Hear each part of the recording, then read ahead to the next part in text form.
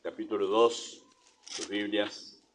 Vamos a leer desde el comienzo del capítulo, pero saben que estamos en los versículos 12 y 13, ¿verdad? Primera de Corintios. Filipenses 2, la costumbre, ¿sí? Filipenses 2, 1. Aquellos que pueden hacerlo, los invito a ponerse de pie. Filipenses 2, 1. Dice así: por tanto, si hay alguna consolación en Cristo, si algún consuelo de amor, si alguna comunión del Espíritu, si algún afecto entrañable, si alguna misericordia, completad mi gozo, sintiendo lo mismo, teniendo el mismo amor, unánimes, sintiendo una misma cosa. Nada hagáis por contienda o por vanagloria, antes bien con humildad, estimando cada uno a los demás como superiores a él mismo, no mirando cada uno por lo suyo propio, sino cada cual también por lo de los otros. Haya pues en vosotros este sentir que hubo también en Cristo Jesús, el cual, siendo en forma de Dios, no estimó el ser igual a Dios como cosa que aferrarse, sino que se despojó a sí mismo, tomando forma de siervo hecho semejante a los hombres, y estando en la condición de hombre se humilló a sí mismo, haciéndose obediente hasta la muerte y muerte de cruz.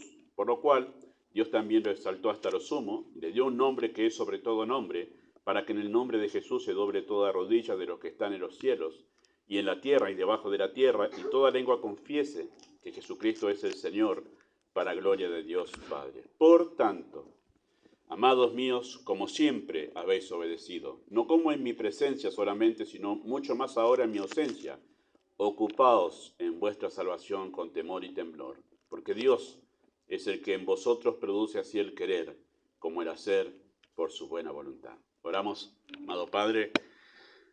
Una vez más, gracias. Oramos para que guíes la Escritura. Tu Espíritu es poderoso para poder usar esta enseñanza más allá de lo que hemos de decir ahora, y aquieta nuestros corazones y pensamientos. Que tu palabra pueda hallar dentro de nosotros una tierra fértil donde echar raíces y cambiar todo nuestro ser. Oramos por esto en el nombre de Jesús. Amén. Muy bien, pueden tomar sus asientos. Muchas gracias. ¿Qué es la energía? Si a usted la agarran por la calle y alguien está haciendo una encuesta y le hace esta pregunta, así de repente, ¿qué es la energía? Bueno, no lo respondan, ¿sí? Es para llevarlos en su pensamiento a ese punto, ¿sí? Ya le hice esta pregunta a José y Nacho, que estaban acá trabajando, y bueno, y empiezan, los dos son medio intelectuales los dos, y empezaron yendo al átomo y no sé qué otras cosas más. Bueno, pero ellos más entienden de esas cosas. Muy bien. Bueno, es difícil responder qué es la energía, porque nosotros no vemos la energía en sí. Lo que vemos es el efecto de la energía. No vemos la energía en sí. Por eso es que cuando le preguntan qué es y hay que definir la energía, es medio difícil porque es un concepto abstracto, es algo que no se ve, no se puede tocar, ¿sí? Por los sentidos naturales que tenemos nosotros. Pero sí entendemos lo que es la energía por sus efectos y sus manifestaciones. Lo mismo que el viento. Uno, ¿cómo describe el viento? ¿Cómo es? ¿Qué forma tiene? No sé, veo las hojas que se mueven y sé que hay viento, pero después, porque no lo podemos percibir en cierta manera con la vista, ¿sí? Cuando sentimos que los pelitos del brazo, los míos por lo menos, se empiezan a mover, hay viento, decimos. Bien. Bueno, en este caso es lo mismo, un concepto abstracto que necesitamos comprender por medio de sus manifestaciones. O sea, hay distintos tipos de energía, ¿sí? Los científicos han catalogado esto de diferentes maneras. No vemos la energía térmica, por ejemplo, ¿sí? Pero nosotros sentimos el calor, que es lo que ahora está pasando con las estufas. Están generando energía térmica, ¿sí? No vemos la energía mecánica, que es lo que sucede con los vehículos, ¿sí? Pero nosotros podemos ver el movimiento. Cuando vemos un coche que se está moviendo, hay distintas clases de energía en realidad que están sucediendo al mismo momento, como la energía eléctrica, como la energía que no sé cómo se llama, la nafta y todo lo demás, pero también hay muchas partes mecánicas que se están moviendo. Bueno, nosotros vemos por las manifestaciones la energía. Los que conocen sobre esto, los que han estudiado, definen así la energía. Dice que es la capacidad de los cuerpos para realizar un trabajo y producir cambios en ellos mismos o en otros cuerpos. Esa es la definición. Y creo que está bien así de sencilla expresarla. ¿Sí? Es una capacidad que alguien tiene para poder realizar algún tipo de trabajo. Eso es energía. Y todos lo entendemos así, me parece. ¿Sí? Cuando no podemos hacer un trabajo, ¿qué decimos? Ay, estoy sin energía. Muy bien, esa es la idea. O sea, es la capacidad de hacer funcionar las cosas. Eso es energía, ¿sí? Todos los seres vivos, ¿sí? Todos los seres vivos, sin excepción, necesitan energía para poder funcionar, porque todos realizan funciones, todos los seres vivos, ¿sí? Todos necesitan. Por ejemplo, entre los seres vivos, el más, vamos al nuestro, ¿sí? El cuerpo humano está compuesto por células. O sea, todos nosotros somos, en nuestra parte física, somos células. Un gran conjunto de células que trabajan en conjunto para formar el cuerpo y sostenerlo, ¿sí? O sea, es una comunidad celular nuestro cuerpo, ¿sí? Todo es célula. Todo lo que usted ve en nuestro cuerpo es célula. El pelo es célula, las uñas es célula, la piel es célula, todo tipo de células que van... Oh, se acabó la batería. Muy bien. La energía se acabó. Todo tenía que ver con todo. Muy bien. Ahora sí. Bueno, está formado por células, ¿sí? El cuerpo humano. Tenemos alrededor de 37 billones, ni tengo idea para imaginar eso en mi cabeza, pero 37 billones de células en un cuerpo adulto, ¿sí? Que conforman todo nuestro cuerpo.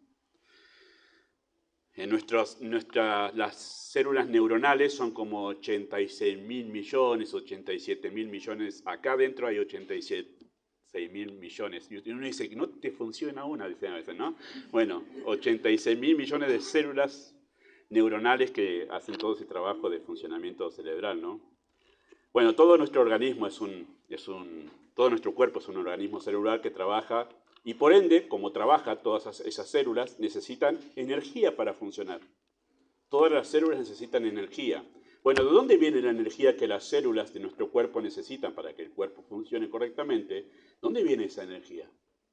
¿De dónde viene el poder y la capacidad para trabajar y sostener la vida biológica del cuerpo? Todo el tiempo están haciendo el trabajo las células, especialmente la de la piel, como ya he mencionado otras veces, que la piel se renueva todas las noches, la piel durante la noche se va renovando, va haciendo piel nueva, ¿sí? ¿Dónde reciben esa energía para hacer eso? Bueno, las células producen energía, y perdón los que son conocedores de esto yo lo voy a decir de la forma más básica, no soy médico ni científico ni nada, pero las células producen energía procesando dos cosas, la glucosa con el oxígeno. Oxígeno y glucosa hacen el trabajo de las células, ¿sí? Hacen un trabajo de sintetizar esas dos cosas y ahí se produce lo que nosotros conocemos como energía. ¿Dije bien? Muy bien, gracias. Unos que trabajan en medicina. Y la almacenan esa energía en una molécula que se llama la molécula, a veces salen los chequeos médicos, ATP, ¿sí? Todo mayúscula. La molécula está dentro de la célula. Ese es el motorcito, digamos así, que ayuda a la célula que trabaje, que cree un hígado, cree piel, cree pelo. Bueno, necesita esa energía, glucosa y oxígeno. Y la sintetización de esas dos cosas sintetiza eso y sale lo que nosotros conocemos como la energía. Y es por eso que a veces uno dice, voy a hacer una dieta, voy a sacar todo el azúcar no voy a consumir nada de azúcar. ¿Y qué le pasa después? Se empieza a adormecer, porque sus células necesitan una cierta cantidad de azúcar glucosa, para poder combinarla con el oxígeno y crear energía. Ahora no se pase con el azúcar tampoco, porque tampoco hay azúcar que no necesita, ¿y dónde la va a mandar? Se forma grasa. Muy bien, tengamos cuidado con todo eso. El oxígeno, queridos hermanos, que la célula procesa para crear esa energía, necesita esas dos cosas, ¿lo obtiene de dónde el oxígeno? Bueno, usted dice, tacan el aire, pastor, pero ¿quién mandó ese oxígeno al aire? Las plantas. Las plantas producen ese oxígeno que necesitamos para las células, ¿sí? Y las plantas a su vez producen ese oxígeno mediante lo que llamamos, esto es secundario, todos chicos, la primaria y secundaria, la fotosíntesis. Muy bien. Y esa fotosíntesis es el proceso mediante el cual se sintetizan, ¿sí? La planta sintetiza los fotones de luz, fotones de luz, ¿sí? Los sintetizan, por eso fotosíntesis, ¿sí? O sea, de dos elementos simples hacen algo más complejo, eso es la sintetización de algo. Bueno, eso es lo que hace la planta, junta esas dos cosas, además de el agua, los nutrientes de la tierra, junta todo eso y hace la fotosíntesis para procesar, hacer dos cosas en realidad. Uno es el oxígeno que larga al ambiente y el otro es, ¿qué produce la planta para sí misma? Glucosa. Produce glucosa, que es la energía con la cual la planta trabaja para poder hacer todo ese proceso de que llamamos vida, ¿no?, en la planta. Bueno, de ese oxígeno que producen las plantas dependen nuestras células, ¿sí?, para poder producir energía. O sea, nosotros dependemos del oxígeno de las plantas, ¿sí? Pero a su vez, las plantas dependen del sol. Así que, si queremos hacer esto un poco más simple, toda forma de vida en la Tierra depende del sol, que manda esa energía en llamados científicamente fotones de luz, ¿sí? Y así llega la energía a nosotros y ahí. Bueno, por eso se dice que en realidad esto es un diseño muy preciso, el hecho del planeta Tierra, porque no hay ningún otro planeta donde la luz llegue de tal manera que pueda ser recibida por energía por las plantas. En otros planetas o está muy lejos o está muy cerca y no tienen las capas de la atmósfera que tiene la Tierra como para poder filtrar esa luz y llegue lo que realmente necesitamos para producir energía. Me dice, wow, qué precisión en eso. Eso no es de resultado de una explosión. Un creador sabio hizo justamente el diseño de este pequeño planeta en el universo para que pueda funcionar la vida, como nosotros la conocemos. El micro y el macro universo creado por un ser inteligente. Bueno, un poquito de escuela aquí entre nosotros. ¿Por qué? ¿Por qué hablamos de energía al introducirnos en este mensaje? Bueno, porque la palabra que se utiliza en el idioma original en nuestro texto, han notado ahí versículo 13 de Filipenses 2, porque Dios es el que en vosotros produce así el querer, fue lo que hablamos la otra vez, como Él hacer. Y esa palabra que se tradujo hacer en nuestro texto castellano, en realidad en el original es la palabra energía, ¿sí? Es la palabra energeo, es una palabra compuesta, son un prefijo y una palabra. Es en, que significa dentro, y ergo, que es ergón. Si alguno utiliza un diccionario griego-castellano, va a encontrar que, por ejemplo, cuando la Biblia dice no son salvos por obra, está la palabra ergón, ¿sí?, que es la que se utiliza acá, que significa trabajar, obrar, ¿sí? Y esto es obrar dentro, significa obrar dentro siendo eficiente, operar eficazmente, producir un efecto real. Ese es el significado de esa palabra energía en el uso que se le da aquí en la Escritura. Y eso significa entonces, en lo que está diciendo el texto, que Dios obra eficazmente dentro del creyente, generando la energía, ¿sí?, el poder o la capacidad para que pueda el creyente ocuparse en su salvación. Este texto, el mandato principal es ocupaos en vuestra salvación. Y un creyente en Filipo le preguntaría, bueno, Pablo, ¿cómo? Bueno, Dios produce en vos primero la motivación, porque tenés que tener motivación para esto. Y después, pero bueno, estoy motivado, pero no puedo. No te hagas problema. Dios produce en vos la energía necesaria para que vos puedas hacer esto de ocuparte en tu salvación. ¡Oh, buenísimo! Vino el pack completo. Buenísimo esto, ¿verdad? Así que Dios obra y genera esa energía dentro del creyente, la capacidad para que pueda ocuparse en su salvación. Queridos hermanos, esta es la tercera verdad que vemos en este texto que estamos viendo en la mesa del Señor, y con relación justamente al crecimiento espiritual, porque ese ocupaos en vuestra salvación, es ocuparse en crecer en la vida espiritual, ¿sí? Y ya vimos dos cosas nosotros, la motivación para crecer, el querer, vimos la actitud para crecer, que es el temor y temblor, y hoy vamos a ver con la ayuda del Señor esa tercera verdad para crecer, que es el hacer, tener la energía para poder ocuparnos en crecer en nuestra vida espiritual. Por eso el tema de esta mañana dice así: Dios obra en el creyente generando capacidad para hacer su voluntad. Vamos a exponer esta enseñanza respondiendo dos preguntas en esta mañana para exponer este tema. ¿Sí? Primero, ¿qué clase de capacidad genera Dios? ¿Qué clase de energía genera Dios? ¿Sí? En el creyente. En la célula produce ATP, esa molécula que es el motorcito que le hace funcionar y trabajar. ¿Qué clase de molécula, entre comillas, ¿no?, genera Dios dentro del corazón del creyente para que pueda justamente ocuparse en su salvación? Bueno, Dios genera en el creyente la capacidad para obedecer. Es la molécula que es el motorcito que hace que el creyente se ocupe en su vida espiritual de trabajar y crecer en pos de ser semejante a Cristo. Ese es el motorcito del creyente, la obediencia. Eso es lo que Dios genera, ¿sí? Este es el poder que el creyente necesita para hacer la voluntad de Dios. Hermanos, ya sea que se trate de un desafío simple de la vida de fe o un desafío grande en la vida de fe, la dificultad siempre es la misma para hacer un desafío simple o grande en la fe. ¿Cuál es? La disposición a obedecer. Ese es el mayor problema que todos tenemos en nuestra vida espiritual, el obedecer lo que Dios nos está diciendo. Y necesitamos ese motorcito de obediencia para hacer lo que Dios dice, ¿sí? Así que ya sea simple o ya sea grande, esa es la clave justamente de que nosotros hagamos la voluntad de Dios. Pensemos en esto por un momento, siempre pensando en lo que el texto nos está diciendo, ocúpense en crecer en la vida espiritual. Pensemos en esto. Todo aquello en lo que debemos estar ocupados para crecer en la fe está al alcance de nuestras capacidades naturales. ¿Ha pensado en eso? Que todo lo que se relaciona, los medios de gracia para que nosotros podamos crecer en la fe, está todo al alcance de nuestras capacidades naturales.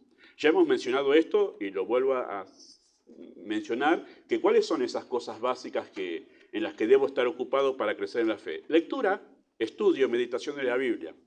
¿Es eso algo muy complejo como trabajar en la fórmula de la bomba atómica y que digo, no puedo? No, uno abre y lee, por lo menos en nuestra cultura, creo que la mayoría de nosotros tenemos la capacidad de poder abrir un libro y leer, ¿verdad? No necesita un superpoder para eso, ¿verdad? Para poder leer y ocuparse. Así que no hay problema con eso. Esa capacidad de poder abrir la escritura, leerla o sentarnos a escuchar, como estamos haciendo ahora, no hace falta un superpoder para eso. Nuestra capacidad natural nos lleva a poder hacerlo, ¿sí? Nos condiciona para poder hacerlo. Compromiso fiel con la iglesia, eso es lo otro que está marcado en la escritura como lo que me ayuda a crecer en la fe. Efesios capítulo 4 lo hemos enseñado 2 o 3 veces, creo que lo he enseñado, Nicolás también lo enseñó en un momento. Efesios capítulo 4 enseña claramente que yo crezco entrelazado de una manera muy estrecha, en un vínculo muy estrecho con la familia de la fe. Dice, los miembros unidos unos con otros, unidos por las coyunturas, que se ayudan mutuamente, van creciendo. Bueno, el crecimiento se produce por mi relación comprometida con la iglesia. Ahora, eso requiere un superpoder para poder levantarme de casa, vestirme, venir a la iglesia, interactuar con las personas. ¿Hace falta un superpoder para eso? ¿Tomar el colectivo, subirnos al coche o lo que sea? No hace falta un superpoder. Oración privada y congregacional, eso es lo otro que marcamos. Ayer lo hablamos eso en la clase de consejería. Orar. ¿Hace falta un superpoder para orar? Es hablar con Dios. ¿Sí? Y con las congregaciones también lo mismo, vestirnos, cambiarnos, tomar un colectivo, o subir al coche o a la bicicleta o lo que sea, venir, estar con la iglesia, participar de un culto y sentarnos a orar juntos con motivos de oración. ¿Hace falta un superpoder para eso? No. Todo lo que requiere que estemos ocupados para crecer en la fe está al alcance de nuestras capacidades humanas. La pregunta que uno se hace es ¿por qué no lo hacemos? ¿Por qué nos cuesta tanto hacerlo? ¿Ha notado que es una lucha tremenda todo este asunto de la escritura, la oración y el compromiso fiel con la iglesia? ¿Por qué resultan tan difíciles? Bueno, porque todo esto, queridos hermanos, requiere un corazón obediente. Ahí está el problema. No en lo que tenemos que hacer, sino en la disposición a hacerlo. Y el problema es que no hay una disposición de obediencia a esas cosas, ¿sí? ¿Por qué? Bueno, porque todo lo que requiere un corazón obediente y por naturaleza pecaminosa, no tenemos esa disposición de obediencia a Dios. Por el contrario, nuestro corazón natural se resiste a obedecer a Dios aún en lo más simple de la fe. Esa es la naturaleza pecaminosa con la cual nosotros nacemos y esos resabios que quedan después de habernos convertido se hacen más notorios, esa naturaleza, ¿verdad? Esa falta de disposición a obedecer a Dios, ¿sí? Incluso en las cosas más simples de la fe se hace notoria esa falta de disposición. Esas cosas simples que no requieren un esfuerzo mayor que el que usamos para, por ejemplo, ir a trabajar, ir a estudiar a la facultad, a la escuela, o hacer cualquier otra actividad de nuestra vida cotidiana, la misma energía, disposición o movimiento o recursos que precisamos para todas esas cosas son las que necesitamos para poder hacerlas en todas estas cosas que he mencionado acerca del crecimiento en la fe. ¿Y por qué para esas cosas no hay ningún problema ni obstáculo para hacerlo, pero sí para esto? Porque esto tiene que ver con necesita otro motorcito, y es el motorcito de la obediencia. Y por naturaleza, nuestro corazón no lo tiene. No lo tiene, ¿sí? Cuando somos salvados, Dios nos da un corazón nuevo, y ese corazón nuevo tiene una disposición poderosa para obedecer y es capaz de hacer lo que Dios dice que debemos hacer. Esa capacidad para obedecer, ese motorcito, esa molécula de obediencia, recién nos es concedida con la salvación. Escuche esto. para afirmar esta verdad, si a usted le parece un poco descabellado lo que estoy diciendo. Dice Ezequiel 11, 19 y 20, el texto lo tienen aquí, de esta manera. Hablando Dios ya anticipadamente por medio del profeta Ezequiel, lo que iba a suceder en la era de la gracia que estamos nosotros ahora viviendo. Dice así: y les daré un corazón y un espíritu nuevo pondré dentro de ellos. Y quitaré el corazón de piedra en medio de su carne y les daré un corazón de carne. Y escuche esto, versículo 20. ¿Por qué hará eso Dios? ¿Para qué cambiará ese corazón? Para que anden en mis ordenanzas y guarden mis decretos y los cumplan y sean por pueblo, me sean por pueblo y yo seré a ellos por Dios. Interesante que cuando recién Dios cambia el corazón, pueden andar en sus ordenanzas, pueden guardar sus decretos y los pueden cumplir. Antes no. Tienen que hacer un cambio en el corazón y darles un corazón con una disposición a obedecer para que puedan obedecer a Dios. Escuche el otro pasaje en Ezequiel, capítulo 36, versículo 25 al 27. Dice así: esparciré sobre vosotros agua limpia y seréis limpiados de todas vuestras inmundicias y de todos vuestros ídolos os limpiaré. Os daré un corazón nuevo y pondré espíritu nuevo dentro de vosotros y quitaré de vuestra carne el corazón de piedra y os daré un corazón de carne y pondré dentro de vosotros mi espíritu. Y escuche esto: y haré que andéis. ¿Quién está hablando? Dios. Él dice que hará que ellos anden. Yo haré que ustedes anden. Es un obrar soberano de Dios que da la capacidad. O sea, esto es Filipenses 2:13, dicho en el Antiguo Testamento. Dios produce en vosotros el hacer. Y acá dice: yo haré que ustedes me obedezcan, haré que andéis en mis estatutos, guardéis mis preceptos y los pongáis por obra. ¡Wow! Es Dios el que hace esto. Es maravilloso. Él va a dar el poder para que ustedes puedan hacer esto que ahora no pueden hacerlo, porque en sus corazones no hay disposición para obedecer. Pero yo les voy a dar un corazón que sí. Un corazón que va a ser poderoso para obedecer. El poder, la energía que Dios da para poder hacer eso es una cosa sobrenatural. Me gusta cómo expresa esta verdad, porque está por toda la Escritura esta verdad. Cómo lo expresa, he pensado también en Hebreos capítulo 13, cuando el escritor de Hebreos le dice a la iglesia, le dice: haciendo Él en vosotros, haciendo Él, Dios, en vosotros, lo que es bueno y agradable delante de Él. O sea, Dios obrando dentro de vosotros para que ustedes hagan lo que es agradable delante de Él. Es maravilloso eso. Pero me gusta como lo dice el salmista, Salmo 119, verso 32. Dice: por el camino de tus mandamientos correré. ¿Cuándo voy a correr? En lugar de andar pachorriento por los caminos de los mandamientos de Dios, de andar arrastrando los pies, en lugar de estar ahí como, y lo hago, no lo hago, y yo quiero que ustedes corran por mis mandamientos. Es una expresión poética del salmista, ¿no? Como diciendo: todo vas redispuesto para obedecer a Dios. Bueno, eso sucederá cuando ensanches mi corazón. ¿Quién ensancha el corazón? Dios. Tiene que pasar un obrar poderoso de Dios en el corazón para que haya esa disposición a obedecer en cosas que naturalmente se pueden hacer, pero no las hacemos porque no tenemos disposición a obedecer. Me gusta cómo lo dice otra traducción a ese texto. Dice así: por el camino de tus mandamientos correré, porque tú ensancharás mi corazón. Atribuye a Dios la potestad para poder dar al ser humano esa capacidad, esa energía, ese recurso para poder obedecer la voluntad de Dios. Correr habla ahí de una disposición diligente que se apresura a obedecer. Esa es la idea poética del texto allí. Y esto solo puede suceder por un obrar sobrenatural de Dios, ensanchando el corazón, otra expresión poética que usa el salmista allí, volviéndolo dócil y no cerrado a la voz de Dios. Alguien ha hecho una paráfrasis de ese texto, diciendo así: correré libre y gozoso en la senda de tus mandamientos, porque tú has ampliado mi interior para amarte y entenderte más. Y está bien esa paráfrasis, porque esa es la idea. Es cuando Dios obra en el corazón de alguien que realmente ahí nace una disposición que naturalmente no la tiene. Esto es como hablamos ayer, que hablamos en la clase de consejería sobre las evidencias de la salvación. Mire, queridos hermanos, cuando Dios obra en el corazón de alguien, tiene esta disposición. No hace falta andar presionándolo, ni tirándole algún huesito a ver si pica para que obedezca. No hay que estar empujándolo para que obedezca, no. Cuando nace de nuevo, Dios le da un corazón que dice: Señor, heme aquí.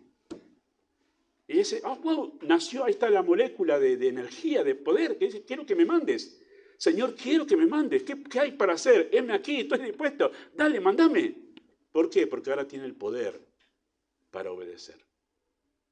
Y eso es lo que dice el salmista: cuando tú ensanches mi corazón, yo voy a correr por tus mandamientos. Bueno, queridos hermanos, todos estos pasajes que acabo de mencionar afirman esta verdad de Filipenses 2:13. Dios produce el hacer, generando dentro del creyente la capacidad de obedecer su voluntad. Y tal es ese poder que Dios da al creyente para obedecer, esa energía, que el creyente obedece la voluntad de Dios a pesar de toda oposición que el pecado levanta en su interior, generando mil excusas, ¿no? ¿Cuántas veces el pecado levanta a nosotros? No, no puedo, hoy no puedo por esto, no puedo por aquello. Es el pecado. A veces, y en el momento en que nosotros estamos en una excelente relación con el Señor, decimos, ¿qué importa esas excusas? Yo voy a obedecer, muy a pesar de lo que estoy sintiendo interiormente. El pecado interior se va a rebelar contra la obediencia, pero el poder de Dios es superior al poder del pecado que se excusa para obedecer y dice, no, vamos, obedezcamos igual. Tal es ese poder que el creyente obedece a pesar de toda la oposición que levanta Satanás y sus demonios, utilizando personas y circunstancias para impedir que hagamos lo que Dios nos ha pedido. Va más allá de todo eso. Tal es ese poder que el creyente hace de la obediencia una prioridad. Me he hecho fans ahora acá. No, fan todavía no. Ayer le fue re mal a Colopinto. Pero me empezó a gustar la Fórmula 1.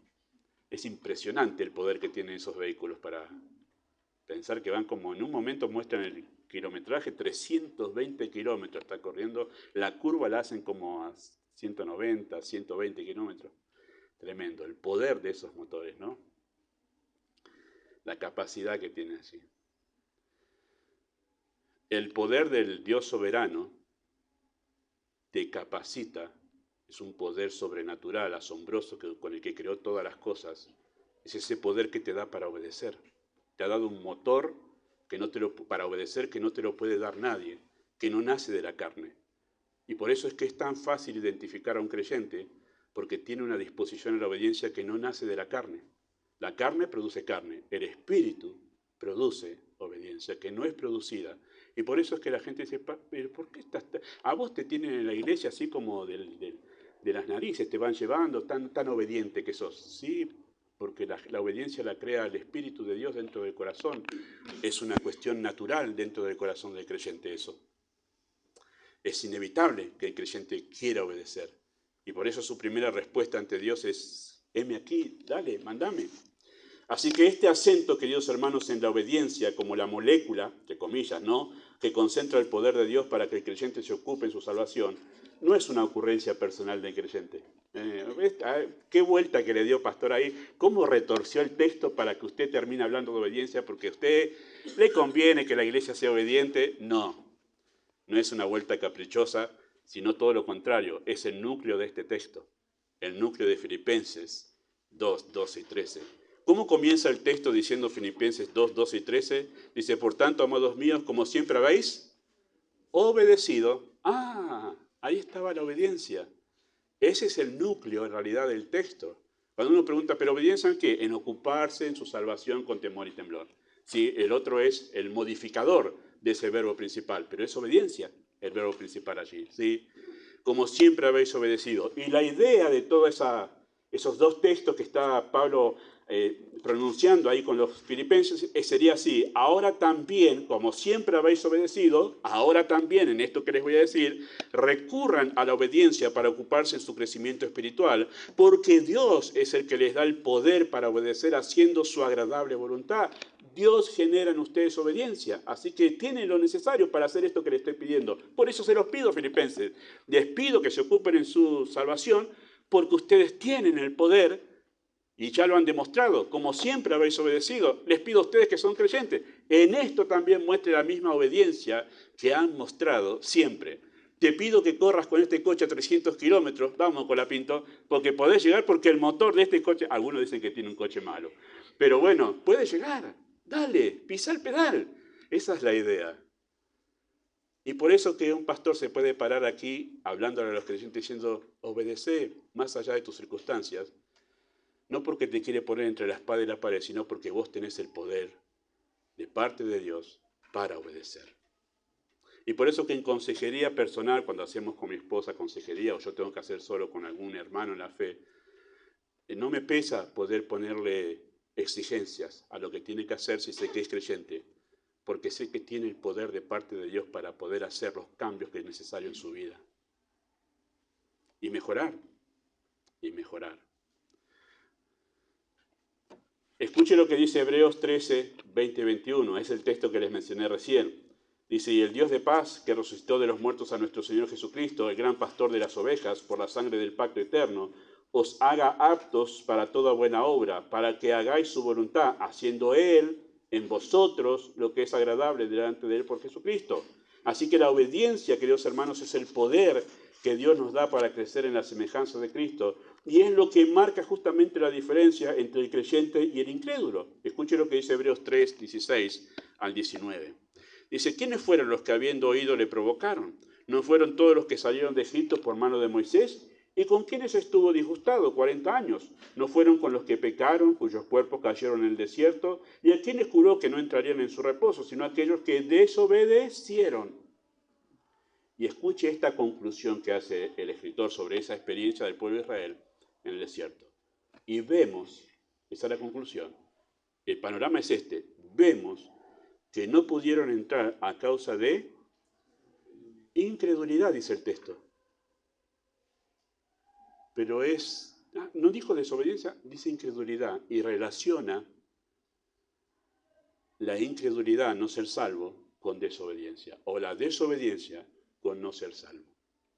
Así que no es una cosa menor lo que estamos diciendo, hermanos, aquí, porque si tú te confiesas creyente y te cuesta tanto el tema de la obediencia a Dios, o te produce rechazo, tú tienes que examinar tu fe. Tú tienes que examinar si tú eres creyente realmente. Y esto fue lo que pasó con el pueblo de Israel. Notamos que esa desobediencia nacía de un corazón que no tenía Cristo. No pudieron entrar, no pudieron obedecer al mandato de Dios a entrar a la tierra prometida. Dijeron, no podemos porque nos van a comer, no podemos porque Dios no es poderoso. Un montón de excusas pusieron. Pero finalmente dicen no, porque no eran salvos. Y la manifestación de que no eran salvos, de que no tenían fe en Dios, en Cristo, es la desobediencia. Esa fue la evidencia de que no eran salvados. Y por eso hay que tener cuidado con estar presionando, y este pastor no lo hace, de manera personal. Cuando el texto me anima a ser enfático con esto, lo soy, pero de manera personal no presiono a la gente para hacer cosas en la iglesia, porque si no está a la disposición, cuidado, porque quizá la persona no es salvada. Y no quiero confundir a nadie, de ninguna manera no quiero confundir a nadie presionándolo y que haga cosas porque el pastor lo dice. Queridos hermanos, ese texto relaciona la desobediencia con la incredulidad, y Efesios 2:2 llama a los incrédulos como hijos de desobediencia. Así que está relacionada la desobediencia con la incredulidad, y la obediencia está relacionada con la fe, con la vida de fe. Maravilloso. Bueno, la segunda pregunta que debemos hacernos al tener en cuenta que es Dios el que produce ese poder, esa capacidad, esa poderosa obediencia dentro del creyente es ¿cómo lo hace? ¿Cómo Dios genera? Vieron que, como dijimos recién, la célula lo que hace es toma glucosa y oxígeno y la sintetiza y forma el ATP, que es la molécula que nos da energía. Bueno, ¿cómo genera Dios esa energía dentro de nosotros? ¿Es una cuestión mística? ¿Es una cuestión emocional? Hoy me siento que Dios me energizó. Estoy como pum para arriba. Bueno, es una cosa mística que no se puede... Bueno, no es así. Así como la energía en el cuerpo humano se produce cuando la célula procesa oxígeno con glucosa, y así como las plantas procesan los fotones de luz solar, dióxido de carbono y agua para producir glucosa y oxígeno, así la energía o capacidad para obedecer a Dios se produce por la combinación de tres factores. Hay tres cosas que deben combinarse para dar como resultado la obediencia, el poder de la obediencia en el creyente. Sí, tres cosas deben combinarse: el Espíritu Santo, la palabra de Dios y la fe. Si esas tres cosas se combinan, hay como en el corazón del creyente, ya Señor, ya estoy acá listo para lo que me mandes. ¿Sí? En primer lugar, la Biblia dice esto, que el Espíritu Santo es un factor influyente, y es el principal, para producir esa energía en el creyente de obediencia. Dice así Romanos 8, 3 y 4, porque lo que era imposible para la ley, por cuanto era débil por la carne. ¿Qué está diciendo Pablo allí? La ley tenía un montón de mandatos, la ley de Dios, ¿verdad? El pueblo de Israel tenía un montón de mandatos para obedecer. Cuando se encontró con tantos mandatos, ¿qué salió a la luz? Que no podemos obedecer. Mientras no hay mandato, Y yo creo que sí, soy capaz de obedecer. Bueno, acá está la lista de mandatos. No puedo. No puedo. Lo que hizo la ley fue revelar que no puedo obedecer. Para eso está la ley, ¿verdad? No puedo obedecerlo. Dice, lo que era imposible para la ley por cuanto era débil por la carne, o sea, por el hecho de que somos débiles y no podemos obedecer. Dios, enviando a su Hijo en semejanza de carne de pecado, a causa del pecado, condenó al pecado en la carne. Y escuche esto, para que la justicia de la ley se cumpliese en nosotros, que no andamos conforme a la carne, sino conforme al Espíritu. Esa justicia de la ley, ¿sí?, los mandatos de la ley, es la vida piadosa. Se trata de la vida piadosa, lo que agrada a Dios. La ley lo que marcaba es una vida piadosa, una vida santa. Lo que cumplió Cristo mientras estuvo viviendo aquí. Cristo cumplió a la perfección la ley. Esa justicia de Cristo es la que después se me imputa a mí. Se me da para que yo pueda hacer la voluntad de Dios, ¿sí? Y esa justicia de la ley puede tener efectivo cumplimiento en nosotros gracias a la obra poderosa del Espíritu de Dios, como dice Romanos 8:2. La ley del Espíritu de vida en Cristo Jesús me ha librado de la ley del pecado y la muerte. Me ha librado de esa incapacidad para hacer la voluntad de Dios. ¿Quién? El Espíritu de Dios. Y los que somos salvos tenemos ese poder del Espíritu de Dios. Bueno, ¿cómo hace el Espíritu de Dios para hacer eso? Para generar esa energía ahora que lo tengo. ¿Cómo lo hace? Lo hace por medio de el otro elemento que es la palabra de Dios. Es el otro factor. Hebreos 4:12 dice, porque la palabra de Dios es viva y, bueno, esa palabra eficaz. Adivinen cuál es la palabra en griego. Energía. Muy bien. Es la palabra energía, la misma que Filipenses 2:13. Es eficaz y más cortante que toda espada de dos filos. Penetra hasta partir el alma, el espíritu, los tuétanos y las coyunturas, y discierne los pensamientos y las intenciones del corazón. Hace lo necesario, es poderosa para hacer lo necesario dentro del corazón. Ahora voy a explicar nomás un poquito cómo eso funciona, pero es la palabra de Dios, ¿sí? Ese término eficaz en griego es la misma palabra del pasaje de Filipenses, energía. Y la palabra, queridos hermanos, la palabra de Dios, cuando toma el control del corazón, impulsa todo nuestro ser en dirección a la obediencia. Mientras usted no tiene a Cristo, usted agarra este libro y dice, qué aburridísimo. Timoteo, no puedo más, ya está, tengo que hacer otra cosa, me voy. Ahora, cuando usted tiene el Espíritu de Dios, el Espíritu lo lleva a Cristo, que es la palabra viviente aquí en la Escritura, y empieza, ¡wow! Y empieza a escuchar los mandatos y dice, me está mandando el Señor, me siento como impulsado a sentirme, a obedecer. Eso es lo que hace el Espíritu de Dios. Mediante la palabra, trabaja dentro de nuestro razonamiento, dentro de nuestro corazón y la intención, y lo que genera es una necesidad de obedecer, que nos sentimos responsables ahora. No tengo que hacerlo porque la Biblia lo dice. Es ese sentimiento de responsabilidad que nace, producido por el Espíritu, cuando nos encontramos que ahora esto ya no es algo lejano a mí, esto es Dios mandándome a mí, y genera un sentimiento de responsabilidad que lo tengo que hacer porque ahora Dios me lo está pidiendo a mí. Bueno, eso es lo que hace el Espíritu de Dios.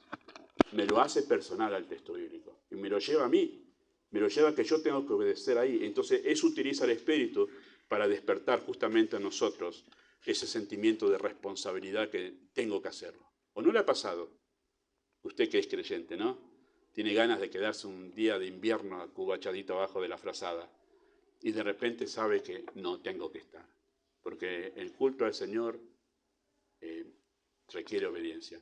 Y hermanos, no está mal que tengamos ese sentimiento de responsabilidad con las cosas del Señor, porque estamos obligados porque la Biblia lo marca como un mandato. Por eso se crea un sentimiento de responsabilidad, lo crea el Espíritu, y está bien. Y está bien que nosotros nos dediquemos al Señor motivados por el sentimiento de responsabilidad. Hay gente que dice, ay no, pues yo quiero hacerlo de corazón, no porque me obligan. El Espíritu tiene un montón de mandatos, me está obligando. ¿Cómo que porque no te obligan? Acá estamos obligados por los mandatos, por los imperativos en la Escritura. Y está bien que suceda así. Cuando no tienes a Cristo no te importa si es imperativo o no, no te importa obedecer. Y el otro elemento que tiene que estar involucrado aquí para generar la obediencia es la fe.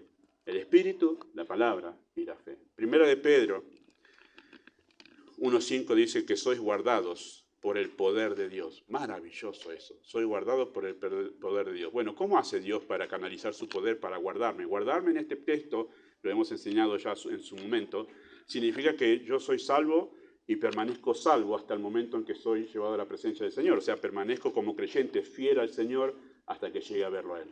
¿Cómo se logra eso? Bueno, por el poder de Dios mediante la fe, para alcanzar la salvación que está preparada para ser manifestada en el tiempo postrero. La permanencia fiel del creyente está garantizada por el poder de Dios que es canalizado a través de la fe. ¿Y por qué es a través de la fe? Bueno, en la fe es parte de esa molécula de la obediencia que tiene el Espíritu, obrando allí la palabra y la fe que Dios nos da, que es su poder, para impulsar nuestro corazón en pos de Él. ¿Sí? La fe nace de la palabra de Dios. ¿Se acuerdan eso? La fe viene por Él, oír, viene de la palabra de Dios. Y la fe vive de la palabra de Dios. Y cuando la fe está en el corazón, lo que hace la fe es busca la palabra. ¿Dónde hay palabra? ¿Dónde hay palabra? Quiere escuchar. ¿Por qué? Porque la fe vive de la palabra. Y es lo más natural que si usted es creyente, Dios quiere una iglesia donde sea enseñado. ¿Por qué? Porque la fe vive de la palabra. Sin la palabra la fe se muere. La fe necesita, porque nació de la palabra, necesita la palabra. Si usted no necesita de la Escritura, usted no tiene fe. Usted no tiene fe. O por lo menos no la fe que salva. No la fe que salva. La fe es sensible a la voz autoritativa de Dios. O sea, la fe necesita, para mostrarse viva, la fe necesita un mandato de Dios para mostrarse viva. Esa es la naturaleza de la fe. Necesita un mandato de Dios para mostrarse viva. Necesita que Dios le mande a la fe para que la fe diga, bueno, acá estoy yo, acá está la fe. Necesita un mandato. Mientras no hay un mandato, no sabemos si hay fe en ti, pero cuando hay un mandato, la fe se despierta y dice, acá estoy yo para obedecer. Esa es la disposición que Dios pone en el corazón de la persona salvada. Esta es la fe, queridos hermanos, esta fe nos es dada del cielo como un don de gracia. Entonces, el Espíritu Santo, queridos hermanos, combina estos dos elementos poderosos para dar al creyente la capacidad de hacer la agradable voluntad de Dios u ocuparse en su salvación. El Espíritu, queridos hermanos, nos convence utilizando razonamientos teológicos verdaderos que despiertan la fe y mueven nuestra voluntad en pos de la obediencia. ¿Sí? ¿No le pasa cuando está escuchando una enseñanza, una buena exposición de la Escritura, que usted dice, wow, tiene razón lo que está diciendo? Usted empieza a razonar y lo empieza a ligar con su propia vida. Dice, me está hablando a mí, pastor, me debe conocer. No es la Escritura hablándote a ti, pastor. Si bien te conoce, ignoro los detalles de lo que estás haciendo en la semana. No vivo en tu casa. Pero es el Espíritu que está haciendo ese trabajo de trabajar dentro tuyo para confrontarte con tu realidad. Y que te dice, vos tenés que cambiar en esto. Obedece. ¿Sí? Despierta esos razonamientos teológicos para mover la fe y nuestra voluntad en pos de la obediencia. ¿Dónde dice esto la Biblia? 2 Corintios 10:5. Derribando argumentos y todo altivez que se levanta contra el conocimiento de Dios, y llevando cautivo todo pensamiento a la obediencia de Cristo. ¿Cómo se produce la obediencia? Se produce como resultado de que el creyente ha entendido teológicamente, desde la razón espiritual, ha entendido que está en desobediencia. Tengo que obedecer. Mi carne dice no, mi carne pone excusa, mi carne dice, bueno, vamos a cuestionar esto, a ver qué está diciendo, hasta que la Biblia dice, hasta que la Biblia me encierre, me deja sin argumentos. Tiene razón. Es una desobediencia mía, tengo que obedecer. Y entonces nos lleva sumisos a la obediencia a Cristo, pero no a la fuerza, no con el brazo torcido, sino me convenció, tiene razón, ¿cómo me había equivocado yo en todo esto? ¿O no le ha pasado eso? Me ha pasado un montón de veces a mí. Me dice, mirá vos que estaba equivocado. Ayer compartí algo en la reunión de esas experiencias mías en las que yo pensé que el Señor estaba equivocado y era yo. Nos convence la Escritura. Tiene razón lo que dice, tiene razón lo que escuché hoy. Voy a dejar de excusarme, voy a obedecer. Queridos hermanos, el poder para obedecer necesita de esta triple combinación. El Espíritu usando la palabra de Dios para estimular la fe. El resultado de eso, obediencia. Necesitamos ver el crecimiento en la fe, queridos hermanos, como un asunto de obediencia. Y digo el crecimiento en la fe porque de esto se trata el texto. Ocupaos en vuestra salvación. Necesitamos ver justamente el crecimiento de la fe como un asunto de obediencia. Este es el gran problema, porque muchos en la cristiandad hoy en día no crecen, porque no ven el ocuparse de las cosas simples de la fe como un asunto de obediencia, algo que yo tengo que obedecer. Ayer escuchaba, antes de ayer, al pastor MacArthur, hace mucho que no lo escuchaba esta semana, hablando sobre la obediencia, y dice, estamos tan acostumbrados en esta era de que son opciones hoy, no son imperativo. Es opción, vos lo podés elegir o no, tenés muchas opciones. Y nos hemos acostumbrado tan a que es opcional todo, que pensamos que esto es opcional. No, esto no es opcional. Tú creces obedeciendo, no hay otra manera. No hay otra manera. No hay otra manera. ¿Sí? Ocuparnos en nuestra salvación, queridos hermanos, es un mandato en la Escritura. Y si es un mandato y tú no lo obedeces, estás en desobediencia. Oh, qué serio, pastor, no lo diga así. Si tú no obedeces esto, tú estás en desobediencia. Si yo no lo obedezco, yo estoy en desobediencia. Y ahí suena más duro, ¿no? Nos suena duro. Pero eso nos tiene que abrir los ojos para que nosotros dejemos, no seamos tan livianos y no seamos engañados con nuestro corazón de que esto no pasa nada. Sí pasa. Tú estás en desobediencia, yo estoy en desobediencia si no hacemos esto. ¿Sí?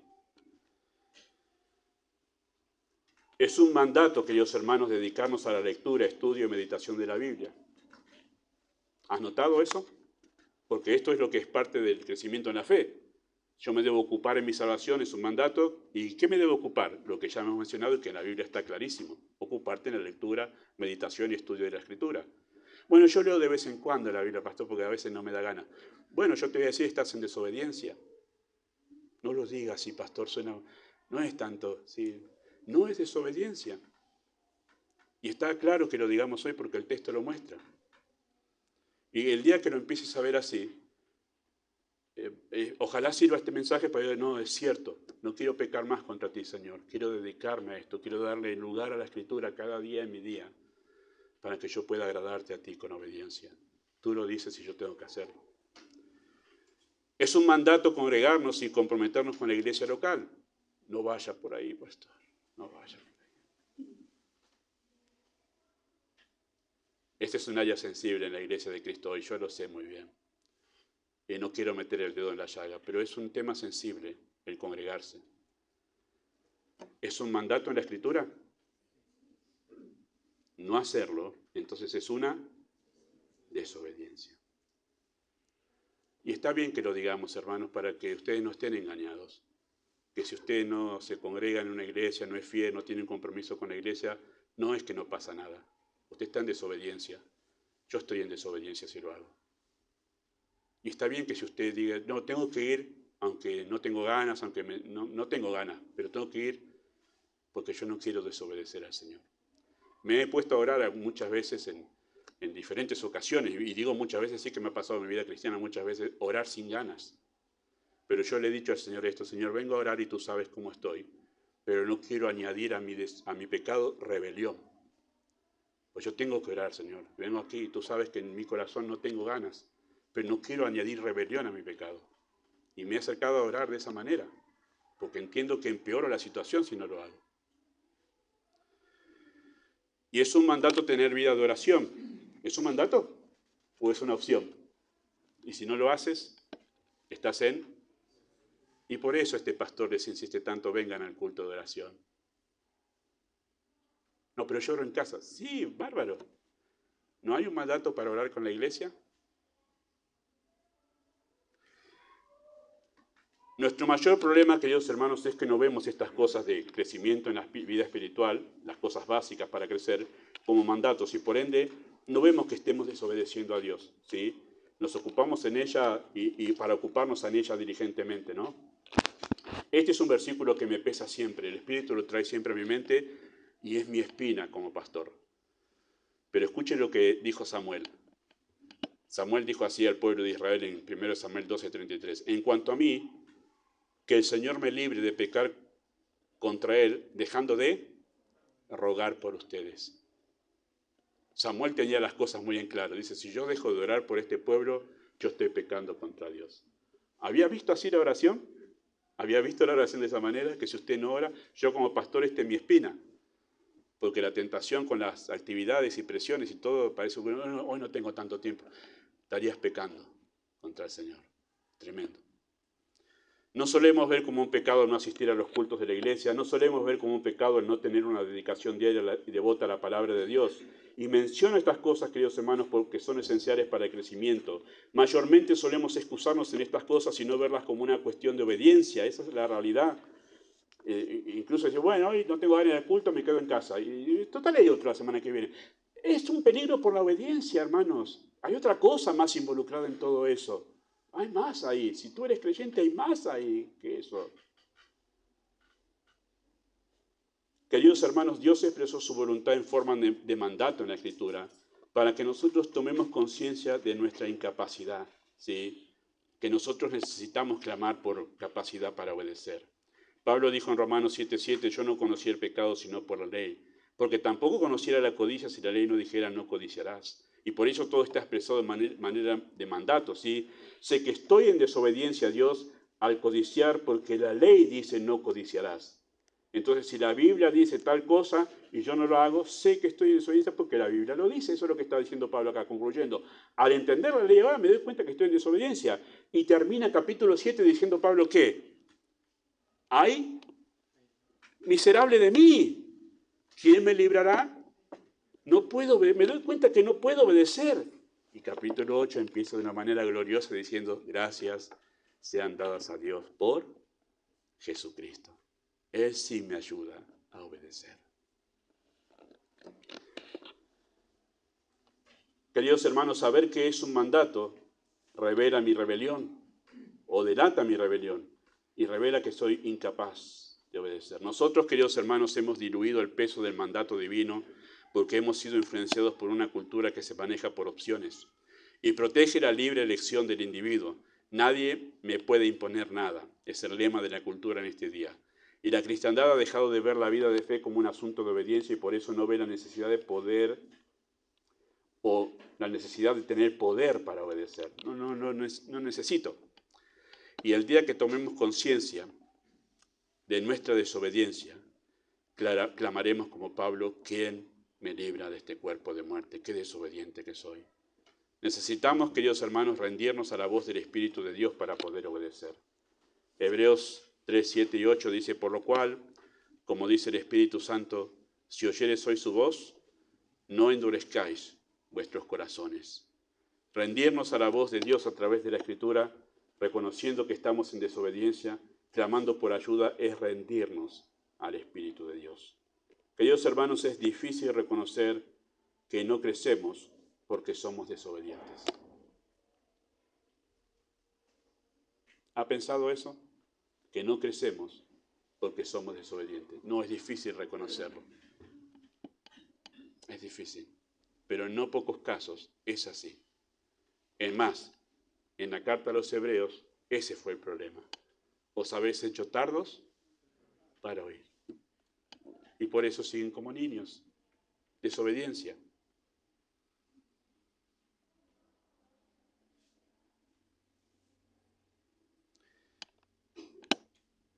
Esta es la verdad, queridos hermanos, que enseña nuestro texto sin dejar lugar a excusas y objeciones. Todo el poder del universo está a nuestro favor para que podamos crecer, porque la clave del crecimiento, queridos hermanos, está en el poder de la obediencia. Así como la clave de que este cuerpo funcione radica en el poder que tiene la célula para generar esa energía. Si no la puede generar, no hay vida. ¿Ha visto cuánto dura una persona sin respirar? No sé si llega al minuto, nada, menos de un minuto se muere. ¿Por qué? Porque no entra el oxígeno para que la célula produzca energía. La clave del crecimiento del creyente está en el poder de la obediencia. Y el clamor desde el cielo, queridos hermanos, es este. ¿Quién diera que tuviesen tal corazón, que me temiesen y guardasen todos los días todos mis mandamientos?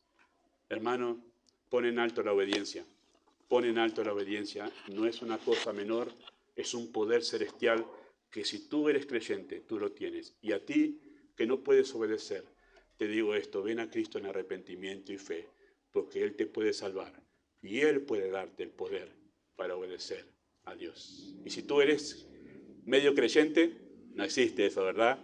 Pero hay algunos que no saben, soy, no soy, arrepiéntete de tus pecados, ven a Cristo y Él te va a dar el poder para obedecer a Dios. Amado Padre Celestial,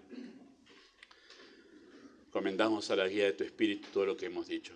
Y tú sabes, como yo sé, son palabras muy confrontativas, un mensaje bastante desafiante, Señor.